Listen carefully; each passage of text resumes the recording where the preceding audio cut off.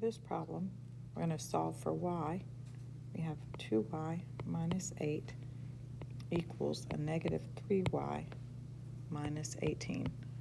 And my goal is going to be to get my y's together, so I'm going to move this over to the other side, and then I want my numbers on the right side, so I'm going to move this to the right side. So in order to move this, I have to add it, because in order for it to zero out to nothing over here, I have to do the opposite of what's being done to it. So I'm going to add it on both sides of the equal sign. And then I have to do the opposite of this 8 because I want to move it on the other side of the equal sign. And I get a negative 10. And this is like saying 5 times some unknown number will give us a negative 10. But if I were to divide my negative 10 by 5, I'll know what that unknown number is.